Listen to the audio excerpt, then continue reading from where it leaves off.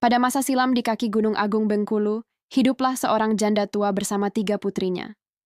Putri bungsu rajin dan penyayang, sementara kedua kakaknya manja dan malas. Suatu pagi, ibu mereka jatuh sakit parah. Seorang tabib berkata, hanya bara ajaib dari puncak gunung yang bisa menyembuhkannya, tapi bara itu dijaga oleh ular endaung. Kedua kakak takut, tapi si bungsu berkata, aku akan pergi sendiri.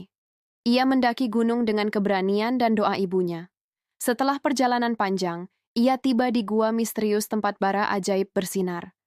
Namun suara besar bergema, siapa yang datang ke wilayahku? Ular endaung muncul, besar dan bersinar seperti logam hidup. Aku datang untuk ibuku yang sakit, kata si bungsu dengan gemetar. Ular itu menatapnya dan berkata, kau boleh membawa bara itu, tapi dengan satu syarat, setelah ibumu sembuh, kau harus kembali dan menjadi istriku. Si bungsu menunduk, aku setuju, demi ibuku. Ular endaung memberi bara itu dengan lembut, dan gadis itu turun gunung dengan hati campur harap dan takut. Ramuan diseduh dengan bara itu, dan ibunya sembuh total.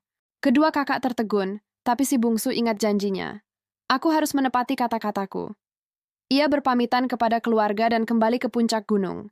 Namun di gua, bukan ular yang menunggunya, melainkan seorang pemuda tampan.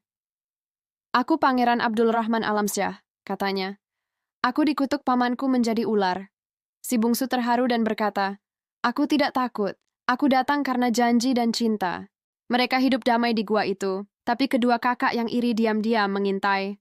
Malam hari, mereka masuk dan menemukan kulit ular di sudut gua. Bakar saja kulit ini, bisik si sulung. Api menyala dan kulit itu terbakar habis. Keesokan paginya, pangeran terbangun dan berkata, kutukanku hilang. Kedua kakak menyesal menangis dan memohon ampun. Pangeran berkata lembut, kebaikan membebaskan, iri hati menghancurkan. Mereka turun gunung bersama. Pangeran kembali ke istana dan menumbangkan pamannya yang zalim. Ia memerintah dengan adil bersama si bungsu, yang kini menjadi ratu berhati lembut. Kedua kakak tinggal di istana untuk menebus kesalahan dengan membantu rakyat. Kerajaan menjadi makmur dan damai. Setiap tahun, rakyat memperingati kisah ular endaung, legenda tentang cinta, keberanian, dan janji yang ditepati. Gunung tempat gua itu berada kini dikenal sebagai Gunung Endaung, simbol keberanian dan kejujuran bagi masyarakat Bengkulu. Dinmore. Bantu subscribe ya. Legenda ular endaung mengajarkan bahwa keberanian sejati lahir dari ketulusan hati.